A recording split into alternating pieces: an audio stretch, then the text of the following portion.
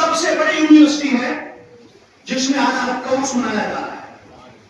برادران اسلام، میں اعلیٰ حضرت کے حوالے سے آپ کو چند باتیں بتاؤں اور یہ بات اور کہوں گا، جب آپ کسی کو سمجھنا چاہتے ہیں تو اگر آپ ان کی کتابیں ہیں تو کتابوں کو پڑھیں، ورنہ آپ کسی اہل حق کے پاس بیٹھے وہ آپ کو بتائے گا کہ جس کے بارے میں آپ تلاش کر رہے ہیں اس کی شخصیت کیا ہے۔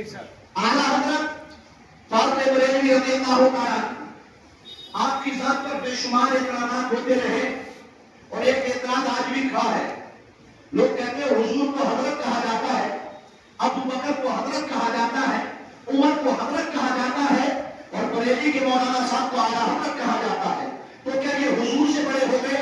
میں نے کہا نا میرے بھائی، پہلے سمجھنے کی کوشش کر، ذرا کبھی بیٹھا کرو علماء کے پاس اور ان سے سوچا اور سمجھا کرو کہ کوئی چیز ایسی نہیں ہوتی اگر کسی کو کوئی خطاب دیا جاتا ہے، کسی کو کوئی لقب دیا جاتا ہے تو وہ لقب عام نہیں ہوتا، اس دور کے لوگوں کے لیے ہوتا ہے۔ میں مثال کے طور پر آپ کو بتاؤں، اور میں نے کئی مرتبہ یہ مثالیں دی ہیں، اعلیٰ حضرت پر لوگ اعتراض کرتے ہیں کہ انہیں اعلیٰ حضرت کیوں کہا جاتا ہے؟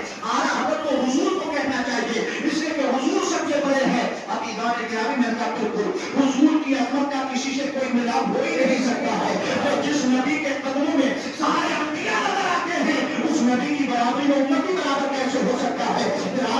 اسلام میں نے کہا سنو اور غور سے سنو۔ حضرات محترم، آپ مجھے بتائیں اللہ سچا ہے کہ جھوٹا؟ سچا ہے۔ اللہ کے بعد کوئی سچا ہوگا؟ نہیں۔ ہو سکتا ہے؟ ہرگز نہیں۔ اللہ کے بارے میں کبھی کوئی شک کر ہی نہیں سکتا۔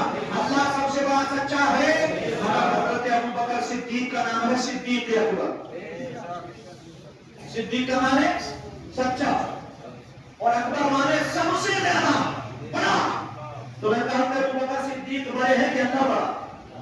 بولیے مصطفیٰ بڑے ہیں کہ ابو بکر صدیق بڑے ہیں؟ نبی بڑے ہیں نا؟ میں کہا لقب تو ابو بکر کو دیا گیا صدیق اکبر، حضور